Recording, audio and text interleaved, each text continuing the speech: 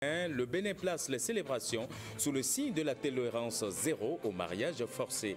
À suivre dans ce journal, un extrait du message de la ministre des Affaires sociales. À la une également, ce forum participatif pour la promotion du dialogue sur l'eau et l'assainissement dans la commune d'Abomey-Calavi. Objectif, mettre fin au conflit.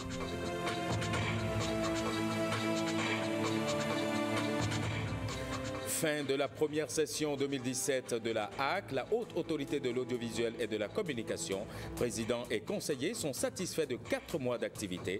À suivre le point des travaux. Bonsoir et bienvenue à tous. Demain, 16 juin 2017, le monde entier célèbre l'enfant africain. C'est un événement annuel qui commémore le massacre des enfants de Soweto de 1976 par le régime de l'apartheid. Les coalitions de l'Action mondiale contre la pauvreté ont choisi cette occasion pour en faire la journée africaine du bandeau blanc et pour faire une demande régionale auprès des dirigeants des pays concernés afin qu'ils agissent immédiatement pour éradiquer la pauvreté extrême qui cause la mort d'un enfant toutes les 3 secondes dans le monde. Le Bénin place la journée sous le signe de l'éradication du mariage précoce et forcé. La ministre des Affaires sociales a lancé la campagne Tolérance zéro au mariage forcé. Au micro de Rebecca Kendjanroundé et de Yves Agolokwesi, elle s'est adressée aux Béninois.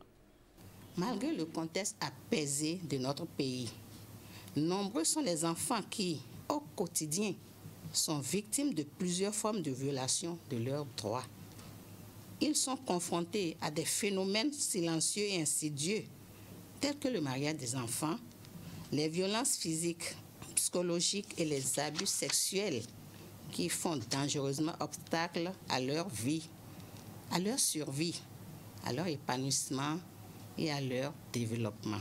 La loi 2015-08 du 8 décembre 2015 portant Code de l'enfant en République du Bénin, en ses articles 181 et 180 bien évidemment, condamne les grossesses précoces et les mariages forcés des enfants en ces termes. La grossesse chez l'enfant mineur est interdite. Toute personne qui engrosse un enfant de sexe féminin, malgré les dispositions de la présente loi, est seule responsable des conséquences qui en découlent. Nous sommes donc tous interpellés, gouvernement et société civile, partenaires techniques et financiers, autorités locales et leaders communautaires, autorités religieuses et gardiens de la tradition, acteurs de la protection, assistants sociaux, agents des forces de l'ordre, acteurs de la chaîne judiciaire, hommes et femmes des médias, acteurs des secteurs de l'éducation, parents et enfants. Personne ne sera de trop dans cette lutte. Et parlant du mariage des enfants, Memouna Baboni Sinembu est allée échanger avec le président du Conseil économique et social afin d'obtenir son adhésion à l'organisation de la campagne nationale de lutte contre le mariage des enfants. Elle fait partie des personnalités que le président du Conseil économique et social a reçues en audience ce jeudi. En plus d'elle, il y avait l'ambassadeur du Royaume du Maroc près le Bénin et la directrice générale de la famille et des affaires sociales. À leur sortie, ils se sont confiés à la presse. Il s'agit du 16 juin, et que vous savez, c'est la journée de l'enfant africain. C'est le Bénin qui est retenu pour fêter cette journée. Nous sommes venus rencontrer le président du Conseil économique et social pour souhaiter son adhésion et son engagement, ce que nous venons de recevoir. Je tiens à remercier Monsieur le Président du Conseil économique et social qui m'a accordé cette audience qui s'inscrit dans le cadre de visites que j'effectue pour les institutions constitutionnelles béninoises depuis ma nomination par Sa Majesté le Roi Mohamed VI, que Dieu l'assiste, au Bénin. Je suis fier et heureux et honoré, avec une lourde responsabilité, d'être le premier ambassadeur du Royaume du Maroc au Bénin. Et je suis obligé de passer par la visite des institutions. Propos recueillis par Rebecca Kenjaronde et Petronille Lokosu. Plus de 241 000 candidats vont à l'assaut du CEP, le certificat d'études primaires, avec un taux d'accroissement de 15,08% comparé à l'effectif de 2016. Ces candidats sont répartis dans 744 centres de composition. 14 de ces centres devraient accueillir 110 candidats à besoins spécifiques. Tout est donc fin prêt pour une organisation sans faille de l'examen, assure le directeur des examens et concours des enseignements maternels et primaires, M. Victor Adorezin. Il est ici au micro de Guillaume Avienou et de Patrick Nymavor.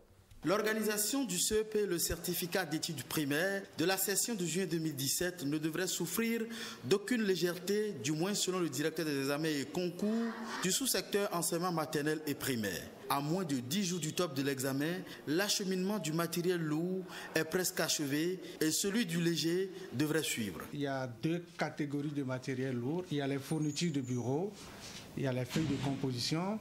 Les fournitures de bureau ont été acheminées vers les directions départementales dans la première phase.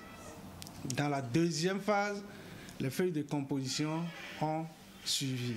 Cette année, les querelles de primes liées à l'organisation du CEP ne devraient pas intervenir dans le processus. Le sujet a été déjà évacué de commun accord avec les partenaires sociaux du ministère. La liste des correcteurs et des surveillants. Cette liste-là a été déjà validée depuis plus de 2 semaines. En présence, ça a été validé de façon consensuelle. Comme cela a été le cas un an plus tôt, la fraude ne devrait pas s'inviter dans l'organisation du CEP 2017. La première disposition ici, pour le cas du CEP, c'est déjà la personnalité du premier responsable. Je vais nommer son Excellence, Monsieur le ministre des Enseignements maternels et primaires. En dehors de ça, il y aura une brigade anti-fraude qui sera déployée par l'ADEC. Le CEP 2017 démarre le 26 juin prochain et la délibération pourrait intervenir le 21 juillet. Et en attendant le CEP, on a primé les meilleurs projets web de la 2e édition du Hackathon ce jeudi. La santé, l'éducation et le commerce sont les secteurs dans lesquels les jeunes ont compétit. La cérémonie s'est déroulée à la Blue Zone et a connu la présence de la ministre de l'économie numérique. Mylène Fanou et Brice Chibozo pour le compte-rendu. Ce sont les jeunes développeurs web de l'édition Hackathon 2017. Ils ont créé des applications dans différents domaines, à savoir la santé, l'éducation et le commerce. Au cours du décernement, ils ont présenté au ministre de l'économie numérique et à l'assistance leur chef-d'œuvre. Cette machine que vous voyez, c'est une imprimante 3D. Et nous avons constaté qu'en Afrique, particulièrement au Bénin, pour avoir une prothèse par exemple, que ce soit une prothèse orthopédique ou de rééducation, cela prend beaucoup de temps. On a développé une petite application qui essaie donc de faire le tour des boutiques dans le quartier pour son utilisateur. Le domaine de la santé est celui qui a reçu le plus de participants. C'est à juste titre que le ministère de la Santé soutient cette initiative. Quand je prends le kit test de l'eau, cela me montre que les jeunes sont à la page, ils sont à jour, parce que nous avons aujourd'hui dans notre pays de sérieux problèmes quant à la qualité de notre eau de boisson. Sur 350 inscrits, 240 ont réellement pris part au concours. Les différents jurys ont eu du mal à délibérer. Et finalement, plus d'une trentaine d'applications ont retenu leur attention, parmi lesquelles 9 ont été primées, soit 3 pris par secteur. Organisé par le département ministériel de l'économie numérique en partenariat avec la Banque mondiale, cette compétition a permis aux jeunes développeurs web d'affirmer leurs talents. L'actualité ce jeudi, c'est aussi la signature à Cotonou de la convention de partenariat autour du programme Redevabilité dans sa phase 1, programme impliquant Labo Citoyenneté, coordonnateur du programme et les acteurs de la société civile au Bénin sous l'égide de la coopération suisse. Le devoir de rendre compte dans la gestion des affaires publiques est le sens à donner à ce partenariat. Clotaire Awekoum, Alexis Kenom pour les détails. Exercice de responsabilité et respect des engagements dans le suivi de l'amélioration des services de base aux populations, c'est l'essentiel retenu de ce programme de redevabilité. Programme impliquant le Labo Citoyenneté, coordonnateur du programme, Social Watch Bénin, la même de la société civile et la Fédération des radios communautaires assimilées du Bénin. La question de la disponibilité à rendre compte, pas un renforcement des capacités des acteurs impliqués dans ce programme, et la transparence dans la gestion des affaires publiques vis-à-vis du peuple reste le statut de ce partenariat sur le registre de la coopération suisse. Il s'agit du renforcement de la qualité des services publics et l'amélioration de la qualité des services aux citoyens. Exemple, chaque pays doit consacrer chaque année dans son budget au moins 18% pour l'éducation. Est-ce que effectivement, en interrogeant le budget de l'État béninois, 18% des ressources sont consacrées à l'éducation? Voici une trajectoire de redevabilité à vérifier. La présente convention définit donc les lignes de collaboration et les stratégies communes d'intervention pour l'ancrage institutionnel, politique et social de la pratique de redevabilité au Bénin à travers le renforcement de la transparence, la mise en place de renforcement de capacités, la capacité pour nous d'être au cœur de l'interactivité pour que les organisations de la société civile, dans une synergie renforcée, puissent agir sur la culture de redevabilité, tant dans l'offre que dans la demande, autant que faire se peut pour les perspectives heureuses de développement que nous avons, auxquelles nous faisons face aujourd'hui. Le programme redevabilité dure 12 ans et comporte 4 phases, dont chacune s'étale sur 3 ans. La première phase de ce programme couvre la période 2016-2019. À la Haute Autorité de l'Audiovisuel et de la Communication, c'est la fin de la première session ordinaire de l'année. Le président de l'institution décerne un satisfecit aux conseillers pour les 4 mois d'activité. Le compte-rendu de la cérémonie de clôture avec Ghislaine Adimi-Agbozo. Une minute de silence en mémoire de Jean Saka, ancien conseiller à la Haute Autorité de l'Audiovisuel de la Communication fauché par la mort, et le décor est planté. Lambert Dogo, premier rapporteur de la HAC, fait le point des dossiers et rapports étudiés ainsi que des activités menées au cours de la première session ordinaire de l'année, courant 16 février 2017 au 15 juin 2017. Au total, 5 axes prioritaires ont connu l'appréciation, le jugement et la validation des conseillers de la HAC en 4 mois d'activité. Un travail fort appréciable à en croire la première autorité de l'institution. En si peu de temps, nous avons pu accomplir nos tâches dans les 5 axes prioritaires suivants. Les propositions de nomination des directeurs généraux des organes de presse de service public ORTB et ABP, conformément à l'article 6 de notre loi organique. Le renouvellement de cette convention de radiodiffusion sonore, l'examen des plaintes de citoyens et organismes divers, le suivi des organes de presse, la question du passage de l'analogique au numérique. Sur cette dernière question, je tiens à nous féliciter tous, car, comme je le prévoyais à l'ouverture de la présente session, les commissions mises en place ont achevé leurs travaux et conformément au plan de travail de la HAC, ces travaux ont été validés au cours d'un atelier spécialement dédié à cet effet.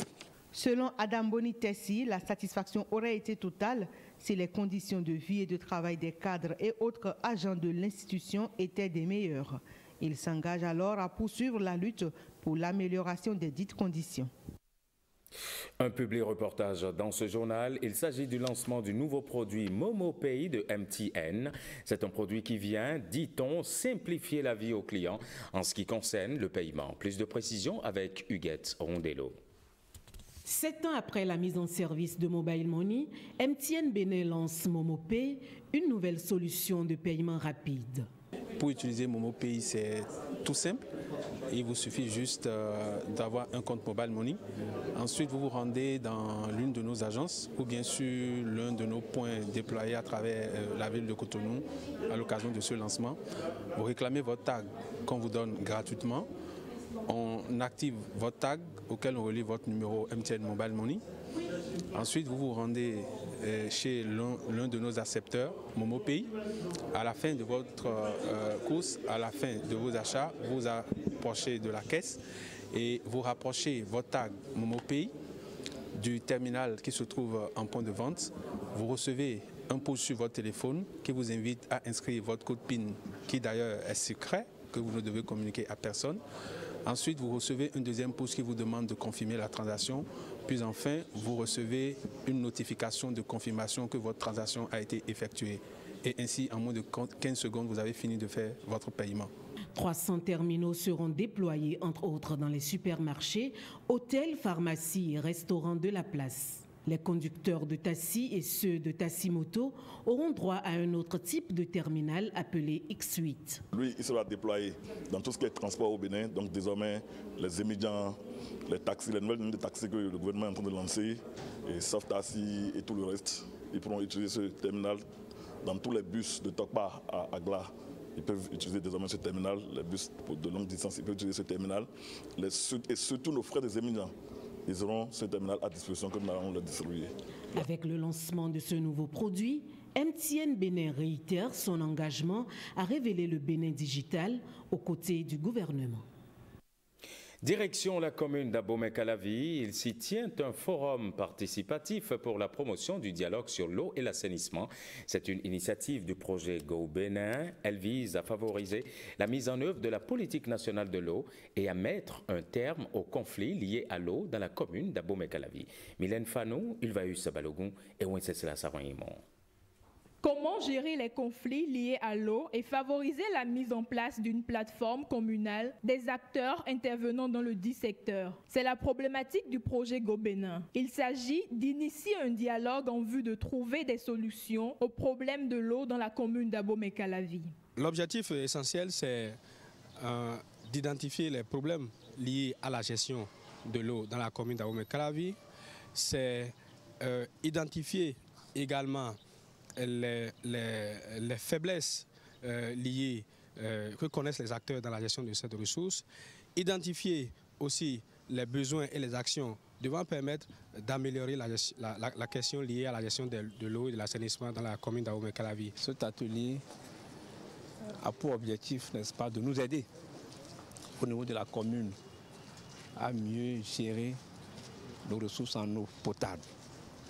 Je dis en eau potable parce qu'il y a de l'eau partout, mais ce n'est pas toute eau qui est utile. Le projet Go Bénin s'impose donc comme un outil pour favoriser l'assainissement. Nous avons réalisé un poste d'eau autonome composé d'un château d'eau sur 12 mètres de hauteur de 30 mètres cubes. Nous avons décidé donc de réaliser des latrines dans des écoles, dans des marchés, pour régler les questions liées aux différents besoins que posent les populations dans ces endroits. Go Bénin est un projet de recherche de 36 mois qui entend tester les outils nationaux en matière de gestion intégrée en eau dans la commune d'Abomey-Calavi.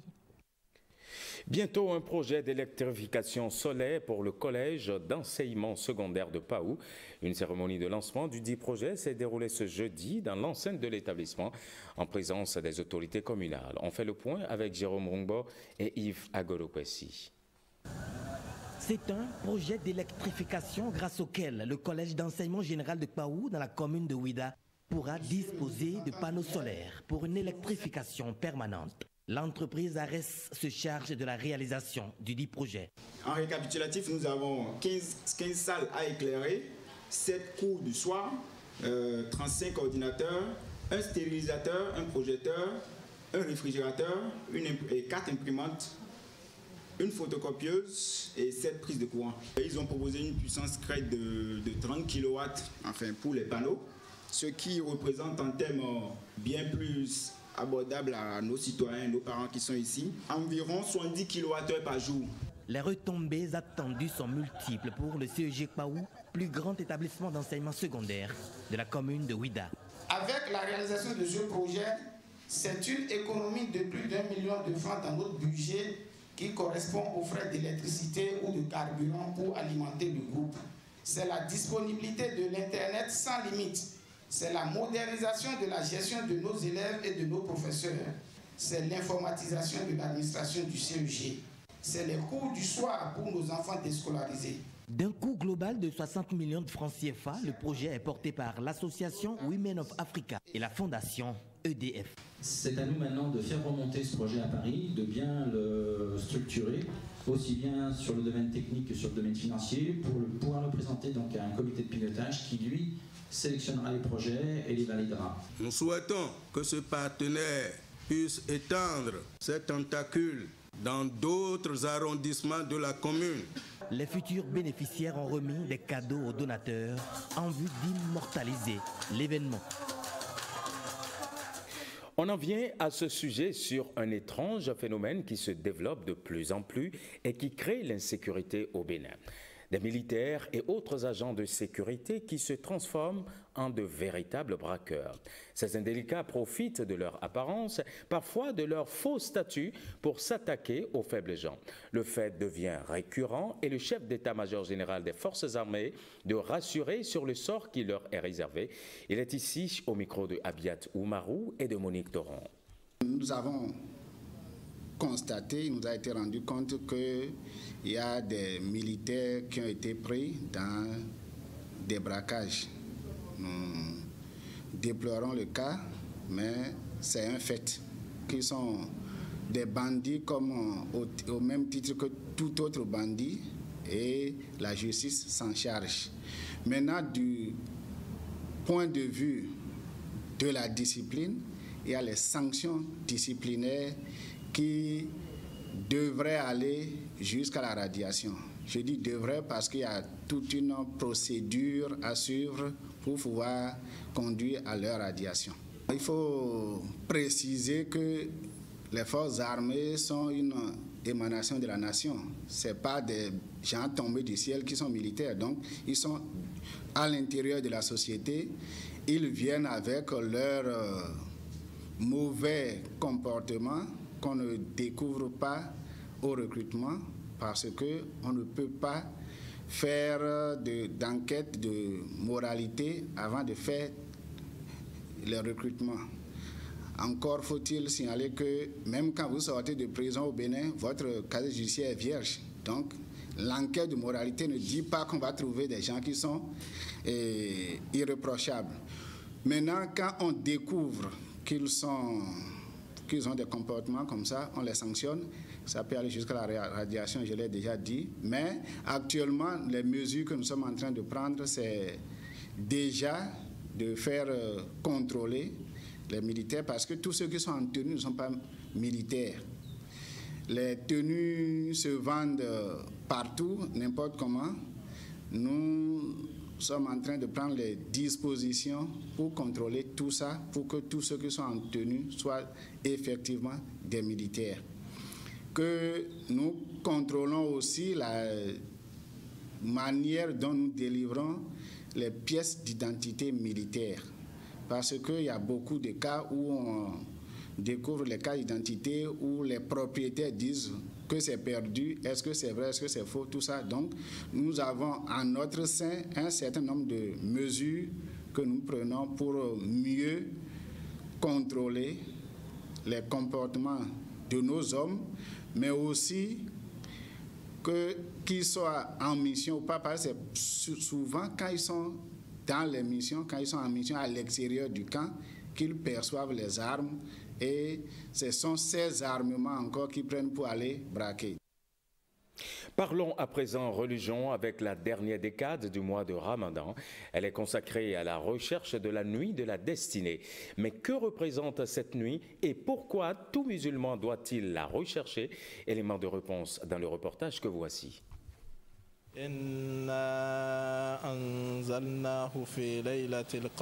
La nuit d'Al-Qadr est une nuit de valeur au cours de laquelle Allah accorde le pardon et bénit abondamment ceux qui passent cette nuit en prière par acte de foi sincère. C'est une nuit au cours de laquelle un acte d'adoration accompli vaut 1000 mois d'adoration. C'est ça le sens de Laylatul Qadr, la nuit de destinée. Donc lorsqu'on fait une adoration au cours de cette nuit-là, on a le mérite de quelqu'un qui a adoré Allah pendant 1000 mois sans péché. Quand ces 10 derniers jours de Ramadan arrivent, les musulmans resserrent encore leurs ceintures et il y en a parmi eux qui se retirent dans les mosquées pour effectuer ce qu'on appelle la retraite spirituelle, parce qu'il est recommandé de passer beaucoup plus de temps dans les périodes où on attend cette nuit dans les actes d'adoration. Il s'agit de l'une des 10 dernières nuits du mois de Ramadan que personne ne peut déterminer exactement. Pour avoir la chance de bénéficier des bienfaits de cette nuit, tout musulman doit la rechercher. Lorsque le moment arrive, beaucoup de musulmans s'affairent à la recherche de cette nuit. Pourquoi? Parce que c'est une nuit bénie, où il y a beaucoup de bénédictions, au point où le prophète sallallahu alayhi wa sallam a dit, celui qui manque le bien ou la bénédiction de cette nuit a certes enregistré une perte énorme qu'il ne peut jamais enregistrer dans sa vie, parce que c'est la meilleure nuit de l'année. Les islamologues situent la nuit d'Al-Qadr, plus précisément, dans les 5 nuits impaires se trouvant dans la dernière décade du mois de Ramadan.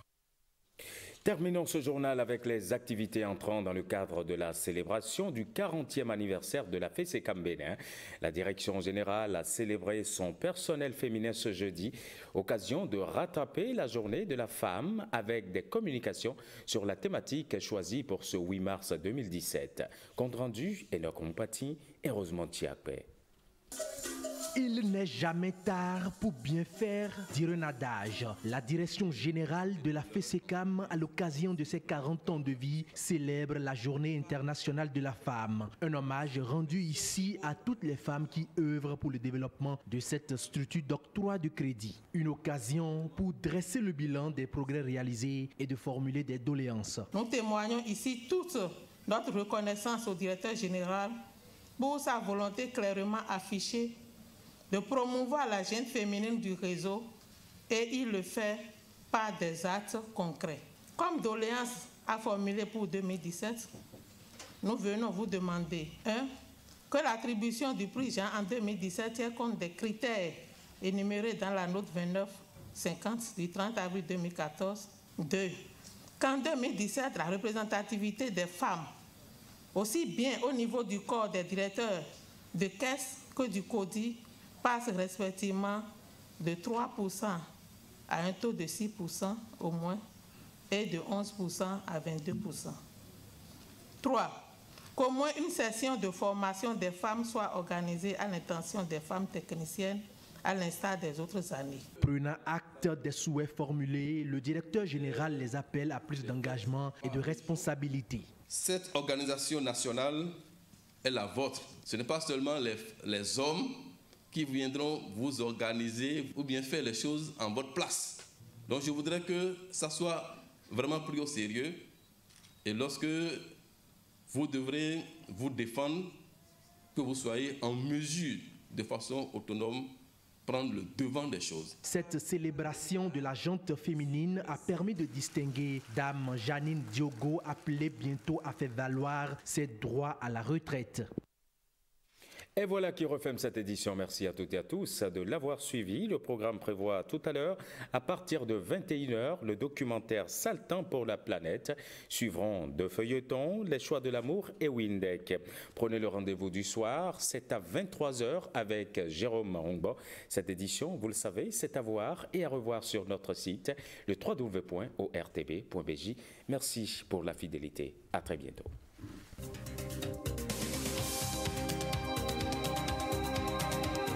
Prenez le prochain rendez-vous du journal de 20h avec G6.